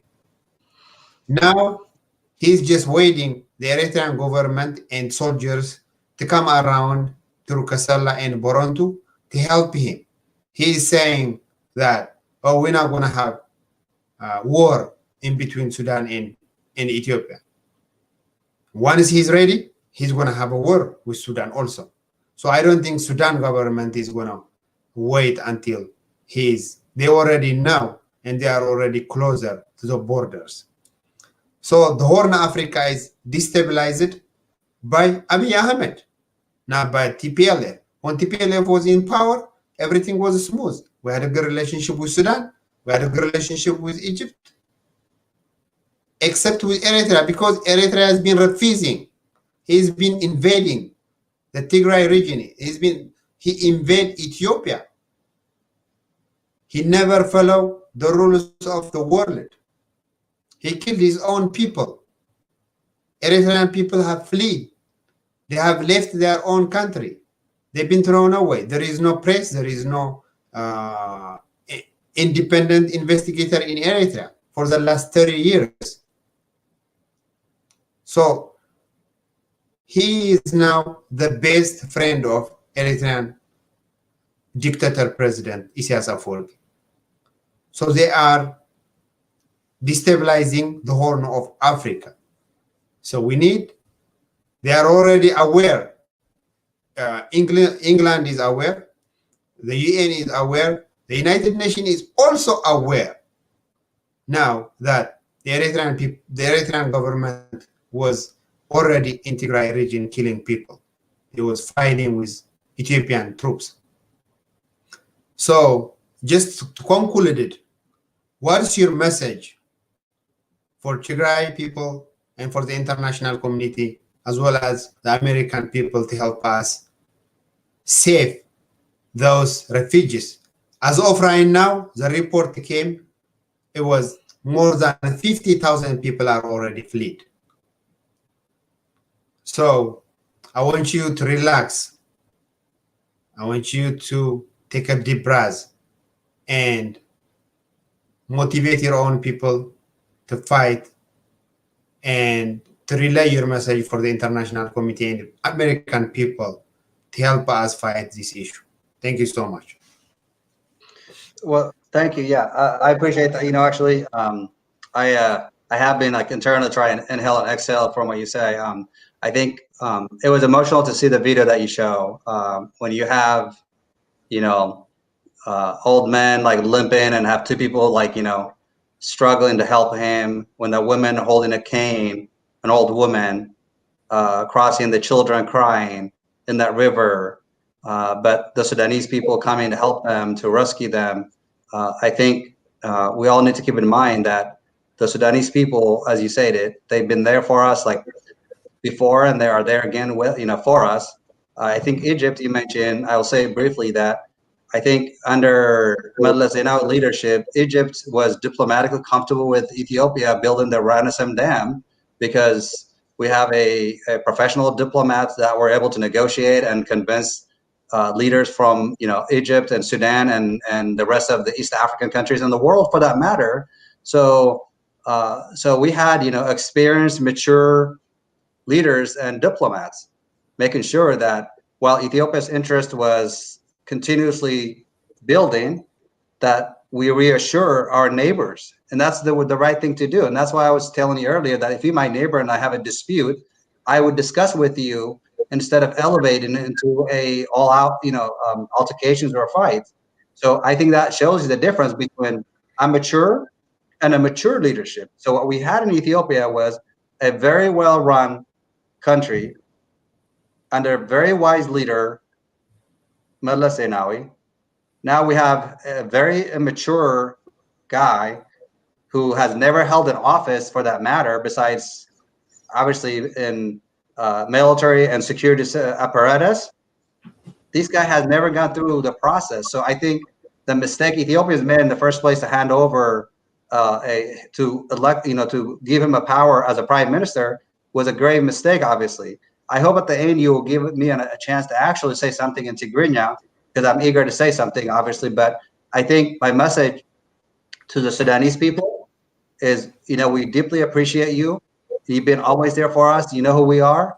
And, we can't say thank you enough to what you do for our people, and your hospitality is really showing to the world that while you still work on your own internal issues to have your own elected leader and everything else, we really admire and appreciate what you do to the U.S. People and government. This is wrong. We know now, from day one, the U.S. knew that there is satellite, images. The U.S. know for a fact Eritrea was fighting in Ethiopia. I've been saying it from the beginning. Over 140,000 Eritrean troops being deployed to Ethiopia. Ethiopia would never, Abiy Ahmed with his massacre killers would never conquer a single city in Ethiopia if it wasn't for Eritrean troops going in and the United Arab Emirates drones. So knowing that, we're not going to continue to take the BS and all these lies from the Ethiopian prime minister who's no longer elected. We know that civilians are the casualty of this massacre. I want to point out that in Sudan, there are two types of refugees. For those who are watching this, for those who are wanting and willing to help, we are mobilizing a united front for all Tigray diaspora and Eritreans to join us. We are raising money. We have resources that we are trying to have access to, but most importantly, the refugees in Sudan, those who are registered through the Red Cross are getting the help that they need temporarily. And we hope that that will be, as long as that they need it. The risk there is that those refugees, the Ethiopian government can continue to lie and to fool them and say, Tigray is now at peace. They need to return those refugees. There's this high risk that could potentially be returned within a short notice, which is how the refugee situation actually works. But we have another group that's a large group that understands that they potentially, if they go into that refugee camp and register, they could be, returned back home against their will, because that's really how usually the process works. So those who are not wanted to enter to the actual refugee camp to register are stuck, and they're dying. I mean, they're literally dying. And I think, people, it doesn't matter if you're going to contribute $1 or $100 or $1,000, whatever your ability is, this catastrophe isn't going to end soon when it comes to the refugees. So I want the American people to keep in mind that, it's a holiday season are coming. Mm-hmm. Christmas is about giving. New Year's about, celebrating, for a new year to come. So when you are, thinking about humanity, please think about the people who are struggling in Tigray and who are displaced, over 950,000 of them, as I mentioned earlier. So please speak up. Please speak to your senators, congressmen, congresswomen. Help us to make the world aware of the fact that people are being slaughtered by their own government, and it should not happen. This war should never happen. But one man who's hungry for power is causing this crisis, and the massacre needs to stop. And to do so, we need your help. We need your participation. We are trying to mobilize protests across the U.S. and throughout the world. When we do that, we hope that you will come out the same way that you came out when George Floyd was murdered, as Black Lives Matter rose up around the world. We hope that you have, the same mindset, the same feelings that people are being massacred on the other side of the continent. So I hope that we can get more people to speak up against this. To the people in Tigray and throughout Ethiopia, it's hard to say for me to have a message. At the early stages, I was thinking like, oh, we're going to get through this. And we will get through this. But let's not, be hopeful. Let's continue the struggle. This guy, Abiy Ahmed, is actually running out of time too, because now he's lost so many of his soldiers. Recently, he's been ordering anyone up to the age of 60 to join the military. And, all the homeless and every thug in Addis Ababa is being paid 5,000 to 6,000 birr to go back and fight in Tigray. And sadly, these are people who never been trained to hold, weapons. They're just handed off weapons, like showing how to shoot it. They go in the front lines, they're dead.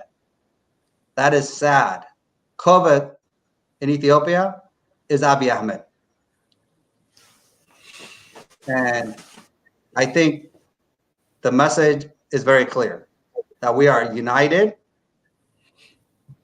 The Tigray people, we are hearing your cries. We are understanding your pains. We are sensing it. We are speaking and standing on your behalf. We are trying to be your voice, and we are standing with you, and we are standing for you. There is no, we're not going to leave a single stone unflipped. We are going to make sure that in the end, the Tigray people will be victorious, that only any leader in Ethiopia would only be able to have the ability to access Tigray when there is peace and respect to the people. The people are the people also who are elected by the people. They serve their people. And what I mean by that is at any time, Tigray elects anyone that it chooses to represent its region, they are the people. So Abiy Ahmed, you have made grave mistake. You mess with the wrong people. Let me be clear. You are a coward. You are a killer. You are a puppet to Isaias Afwerki. And you just dug your own grave. I've said it in Tigrinya recently. You've asked for Tigray people, they should have dug three holes to build water infrastructure. Actually, they had it very nice. The Tekeza Dam was built to have electricity and a good clean water, and you destroyed it. The three, ground holes that you asked to be dug, the Tigray people have dug those, and they are ready for you, Isaias Afwerki, and General Bacha to be buried side by side in those holes.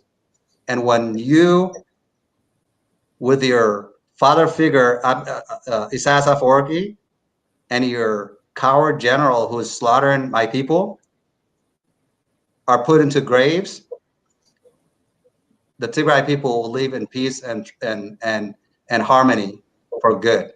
We are sick and tired of being singled out.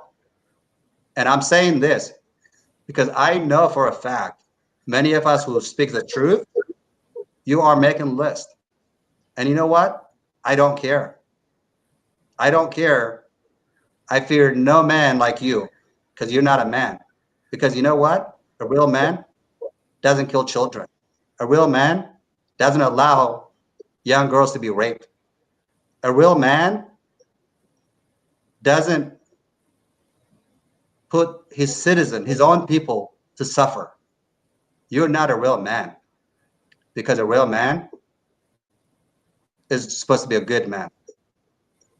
You are evil. Look yourself in the mirror and ask yourself, when am I going to go to hell? Because the crying babies, the old men and women, those who are giving birth on the road in the process, they're losing their babies and their lives. Their cries will turn into a river, and that river will wipe you. I have more to say, but you know what? I will let you speak. I'm going to, say something in Tigrinya, but this is wrong, man. This is wrong. I think the world needs to wake up. I try to stay strong, and I'm not crying because I'm weak, and I'm trying to hold myself. I'm crying because Abiy Ahmed is a Hitler. What happened,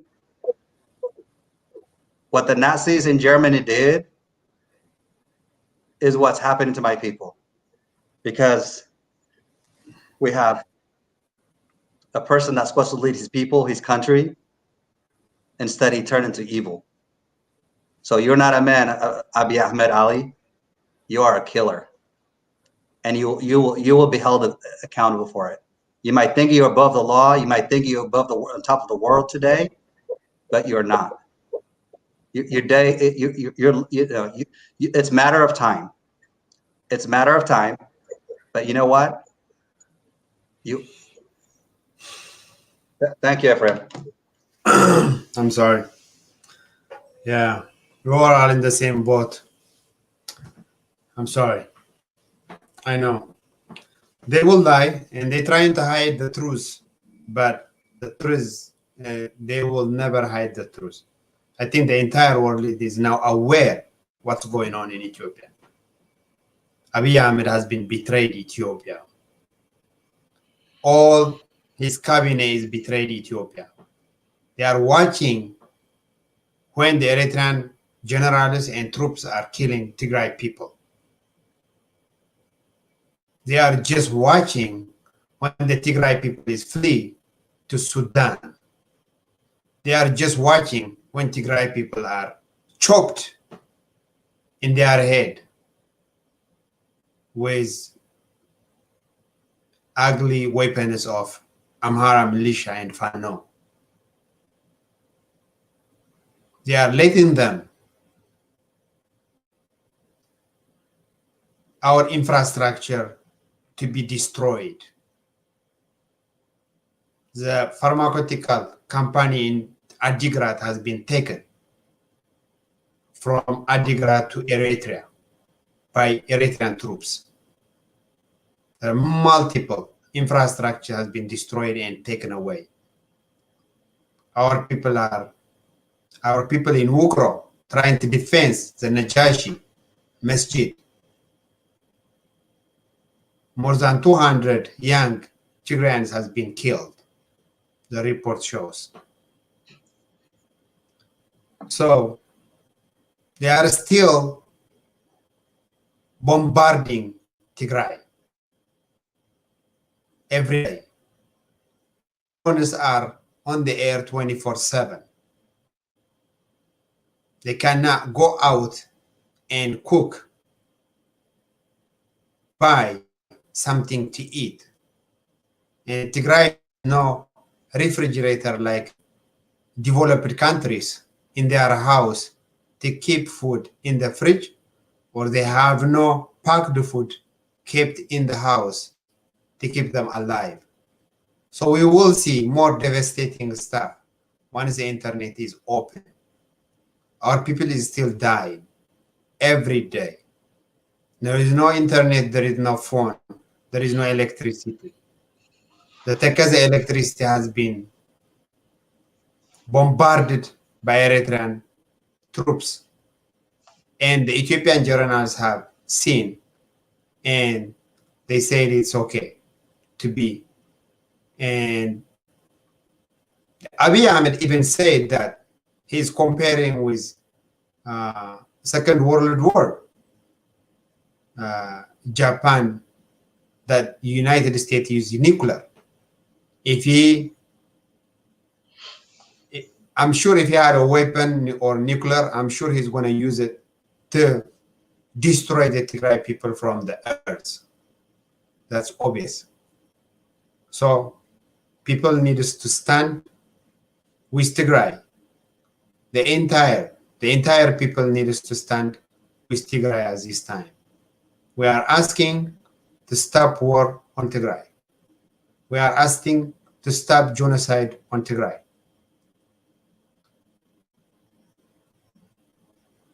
Humanitarians, individual influentials, church, entire church in America, all people in the United States, you don't want to see another Rwanda in East Africa again. You don't want to see another genocide in Tigray again, like Rwanda. So you don't want to say, I never heard anything. We are talking every day about our people. More than 8 million people are choking. They are dying every day. It's been more than 40 days now. No food, no drink, no electricity, no internet. But a lot of artillery, bombard, emotionally, on post-traumatic stress disorder, are on fear, they flee. They left the country already, most of them, those who can. But most of those in central Tigray, there is no way to go anywhere because the border is Eritrea, and Eritrea is killing us. There is no way to go anywhere. They don't want to go to Ethiopia. They don't want to go to Amhara people because Amhara militia are killing Tigray. The only way they can go is to Sudan, and Sudan has been blocked. The Sudan border has been blocked by Amhara militia and by Ethiopian troops. So our people are dying within a ring. Thank you so much. Today, we have concluded our conversation in this. I think if you don't have any message, I can give you for a minute. Otherwise, I think we have tried to touch almost everything in our conversation. Well, I think I'm going to say something in Tigrinya, actually. Thank you, if that's okay. I think you said it all, obviously. Before I switch into Tigrinya, you talk about the bombings, and I think that's the sad reality is that the continuous bombing, as we speak now, it's still happening. Our people are being bombed, infrastructure has been destroyed, and this guy continues to claim that it is actually the regional government that's using artillery, heavy weapons and doing this and that, but they're not doing anything.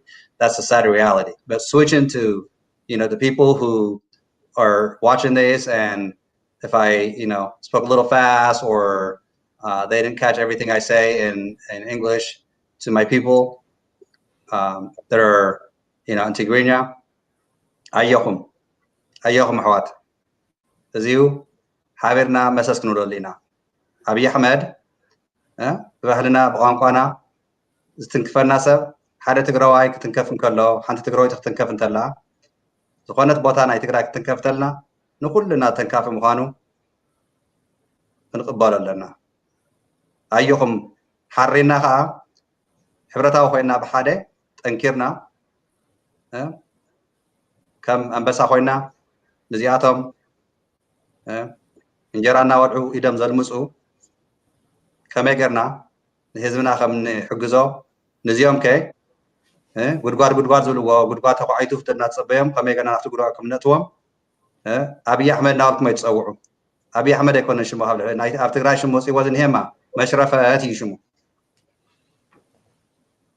መሽረፈት የምናልባት ታያ ዘረባ ከይትብሉ ንኣብነት ቡና ክፍላሕ እንከሎ ፈሓም ጌርካ ክፍላሕ እንተሎ እታ ፈሓም እንታ ተሎተሌላ ነታ ነታ ጀበና ንክተብላ ተንገብግበላ እያ ሒዚ ንሱ የንገብግብ እዩ ዘሎ ስለንሱ እዩ እውን ትግራይ ህዝብና ሒዚ መሽረፈት ኢሉ ሽሙ ወፂሉ እዚ መሽረፈት እዚዩ ናይ ኢሳያስ ኩርኩር ህዝብና እዩ ዝጎድእ ዘሎ ንግዚኡ ናይ ታሪካዊ ዝኾነ ቤተክርስትያናት ናይ ክንደይ ዘመናት ዝሓዘ ታሪክ ዘለዎ መጽሓፍ ቅዱሳት ተፈላለየ መስቀላት ብዙሕ ነገር ትፈልጥዎ ዓበይቲ ኣሕዋተይ በተለይ ንፈልጦ ክንደይ ዝሓዘ ታሪክ ትግራይ ሃገርና ብናይ ሻዕብያ ኢሳያስ ህዝብና ጨቆነይ ወታደር ሰዲዱ ይስራዕ ክሰርቅዎ ዘይኽእሉ ከዓ የቃፅልዎ ይሰብርዎ የባላሽዎ እዮም ዘለው ብዙ ሓሬና ንሕና ተጋሩ ኣብ ዓለም ሙሉእ ዘለና ምስ ኤርትራውያን ዕሩክትና ተቀራርብና ከመይ ጌርና ካብዚ ዓወት እዚዩ ሰለል ኢልና ከም መሳለል ዓይነት ወፂና ንኣብይ ኣሕመድ ንኢሳያስ ኣፈወርቂ ምስቶም ናቶም ሓሽከር ናብ ጉድጓድ ቀቢርና ንህዝብና ናብ ሰላም ከም ዝምለስ ንድሕሪ ሒዚ ድማ ናይ ኤርትራ ናይ ትግራይ ህዝቢ ዝሓለፈ ይኣክልና ተሓዋዊፍና ተማያይጥና ፀገምና ዝነበረና ቅድሚ ሕዚ ከም ቁስሊ ዝሓዊ ብደንቢ ተተኸናኺንካ እዩ አሁን ተሎ ብባንዴድ ጌርካ እንተ ሸፊንካዮ ተሎ ኢሎ ይሓውን ስለዚሁ ዝሓለፈ ሓሊፉ ኢልና ናይ ተጋሩ ዝኒኹም ኣነ በቃ ኣብ ዓለም ዝኒኹም ተጋሩ ኣብ ዓለም ዝኒኹም ኤርትራውያን ናይ ቁፅሪ ሓደ ፀላእትና ኣምሓሩ 30 ዓመት ካብኡ ንላዕሊ ዝሓዝዎ ፅልኢ ቂምታ ዕድል ረኺቦም ሒዚ ህዝቢ ኤርትራን ህዝቢ ትግራይን ይሕረድ ኣሎ እዩ ከም እንስሳ ይረግፍ ኣሎ እዩ እንስሳ ወደ ዓመት እዩ ብዙሕ ዝሕረድ ኣነ ዝፈልጥ ህዝብና ግን ህዝብና ክብዛኩ ተለኹ ህዝቢ ትግራይና ህዝቢ ኤርትራ እዩ ትግርኛ ስለ ንዛረብ እዩ ካሊእ ኣይኮነን ኤርትራውያን ኣሕዋት ኣብ ወፃኢ ዘለኹም በተለይ ትፈልጥዎ ኢኹም ኣሕዋትኩም ብስቃይ ብመከራ ኣብ ባሕርታት ዝሞቱ ክንደይ እዮም ናብ ትግራይ መፅኦም ግን ትግራይ ህዝብና ከም ኣሕዋቱ ተቐቢልዎም እዩ ኣሕዋት እዮም ካብ ኣሕዋት ኢና ትግራይ ኤርትራ ብዘይረውሑ ፀላእቲ ስልጣን ዝሓዙ ብኦም ኢና ተሸዊድና ህዝቢ ንህዝቢ ተዋደየ ስለዚ ኣሕዋተይ ዝሓለፈ ይኣኽለና ግደፉ ብክብሪ እየ ዝሓተኩም ብክብሪ እየ ዝልምነኩም ኣነ ካብቲ ህዝቢ ኩሉ ኣነ ንባዕለይ ከም መብዛሕትኩም ኣብ ኣሜሪካ ዘለኹም ኣብ ካናዳ ዘለኹም ኣብ ዩሮፕ ዘለኹም ኣብ ኣስትራልያ ዘለኹም ኣሕዋት ተሰዲድና ርኢናዮ ኢና ብህፃውንቲ ዝወፃና መከራ ርኢና ኢና ክንደይ ዝሞተ ሽዑም ነይሩ እዩ ስለዚሁ ሻዕብያ ክንብል ተለና ኢህኣደግ ክንብል ተለና ከም ፓርቲ ቆፂርና እቶም ዘረግቲ ዝነበሩና ኣውፂና ካብዚኡ ንህዝብና ብሰላም ከመይ ከም ዝኸውን መፍትሒ ተማያይትካ ይፅቡቕ ሓደ ከጥፍእ ኣብ ስራሕ ዘሎ ከዓ ዘየጥፍእ የለን እዩ ኣጥፊኡ ኢልካ ብታ ዘጥፋ ጥራይ ዘይኮንካ ትጨቃጨቑ ግን ኣጥፊእካ ኢኻ ዘያ ኣተኣረም ተሓወይና እናተኣራረምና እናተራዳድኣና እናተማያየጥና ግደፉ ህዝብና ከይውዳእ ቋንቋና ከጥፍኡ ባህልና እንታይ ዝመስል ባህሊ ዘለና ንኸጥፉ እዮም ተበጊሶም ዘለዉ ካሊእ ኣይኮነን ዕላምኦም ስለዚሁ ኣምሓሩ ሓደ ሓደ ኣለዉ እንድዮም ኣብዚ መከራ ሒዙ ዘይዛረቡ እምበር ግን ሱዳናውያን እውን ሓሪኖም ተስዮም ኣለዉ እዮም ዓረብኛ እኳ ንእሽተይ ረሲዐያ ረሳሕዋ መፅአ እምበር ንእሽተይ እናሰማዕኹ ብመዓንቲ ርእየያ እየ ከመይ ኢሎም ሓሪኖም ከም ዘለዉ ትክክለኛ ከም ዘይኮነ ኢሳያስ ዝገብሮ ዘሎና ኣብይ ዝገብሮ ዘሎ ትክክለኛ ከም ዘይኮነ ናይ ትግራይ ነገር ያው ምስ ናቶም ወታደር ተጎዲኦሞም እዮም ብዓዲ ኣምሓራ ኣብታት ፀገማት ክመፅእ ተጀሚሩ ኣሎ እዩ ስለዚሁ እዚ ሃገራት ከይዓኑ ህዝብና ከይውዳእ እናተረድአና ሱዳናውያን ትፈልጡ ኢጅፕሽያን ትፈልጡ ተቀራረብዎም ኦሮሞ ዘለኹም ኣሕዋት እውን ኣየኹም ጠንክሩ ኣምሓራይማ ናብኹም ክቐትል ከሎ እዩ ታሽም ዋዛ ከይመስለኩም ናይ ኣምሓራይ ተንኮል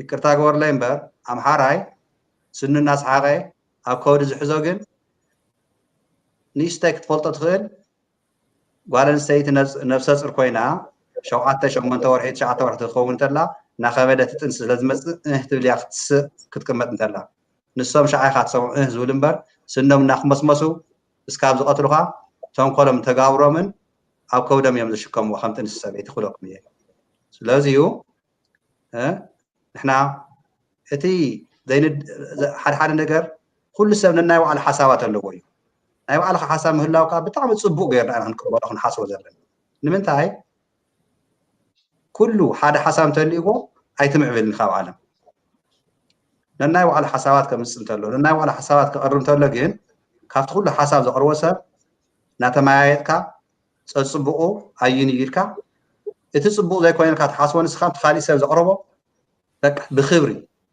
ብምንዓቅ ዘይኮነ ኣነ ፈላጥ ሓደ ከዘይኮነ ኢልካ ዘይኮነሲ ብክብሪ ንኩሉ ነገር በቃ ንሕና በቃ ትምህርቲ ኮይኑ ስለ ተምሃራይ ከምዚ ኣይኮነን ኤርትራውያን እናተጋሩ ንቑሓት ኢና ካብ ብሱ ክንውለድ ተለና ኢና ነቂሕና ንውለድ በደታትና ካብ ፅሩይ ከብዲ ኢና ንውለድ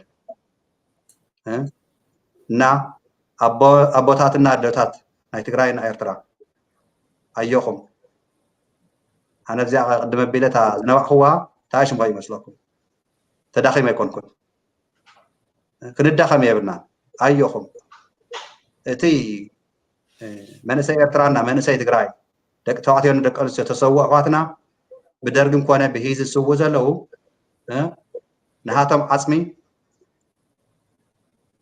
خيوا جنا نهاتهم دم خيوا وحتنا بخبري أخبرنا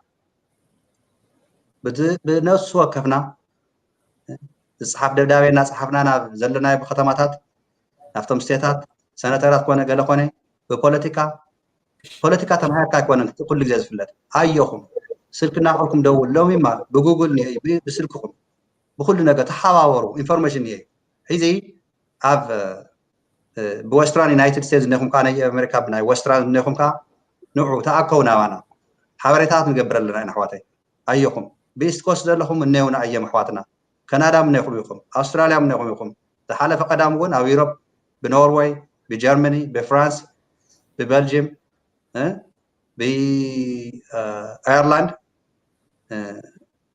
يغني لي تحاوسكم نرأيه وز حسابات تزارينا أنا سلاديو أما جرشن تاكل لي نجزيو سلماتي مثلا نارو نجزيو يبكينا ينادنا يحزننا على يو يردني أنا أقولكم يزلوا تحيزي تسلفنا نفس وكف تقرنيا تزاربنا كلنا بقى كاب تقراي دم تولدنا كاب إرترا دم تولدنا زي كرازيو حزبنا زقود زلوا مرالنا خسبر يولن نحنا مرالنا تسيرو كمبارم نتيجة زلوا مناسي إرتراوينا تقارو تاش مهين خو كين رسام هاجرنا خنولتلنا أفشجر جزيها تسينا هاجرنا نتاكن سرحلا زيوت مجرشوا سلازيو مدحاني هذا زادلني هيو خدام زادلني هيو مجو زادلني هيو عندك نحيز تايو بقى جنزبو نواص بعمنا دما بقى ناس حفنا ناي عالم ملء نفلت زقبر زل حسد زقبر زل ببروباغندا أبي حملنا إساياس تحلفوا زل بروباغندا نهاتهم كامشينات ناي حزب إرترا مجو خيبل ناي إرترا زل حفتي ناصر منجستي نوعلو خمدليتنا نغري نهزو ناتمين ناقتلي إثيوبيا محيزي خم أخوينا آتيا نهاية معات هزبي بتميت سماو زلو إثيوبيا ون كندا إيو هاي تقرأي نوزلنا تحاوي هيزي تولي أسلة خونا إيمبار إثيوبيا بمولما أفسلا ما يكون تنزلا أبي حمدنا إساس أفوركي قلتا شيطان كشارة خنتلو نغلتين هاجر نايمج الرشايم ودي أمون يقود أوانن اللو إيام لمنا يكرتا حواتي زربانو حبي لكم إيه زياجن أو كبدنا حيزنا تردينا صلاحنا منيو فلتنا مسمرنا كاين رسا قران مجدي تسحاتي بحال هيزجن قران مجدي نحنا يبلنا نحر هيزي صلاحنا فلتيو علامنا فلتيو عاوتنا خانا يقدنيو يغني لي مو كورا سمعتنا سايبر باور اوف تيغراي لو ما انتي مس مايك كاساون زنورو مدلاو اوزي وديلو كلماتي تمساسال بروجرام مس مايك يكون مس كارلو تاغاشنا حساب نراخب دحان حدرو لا ابزي ودينا لنا Thank you.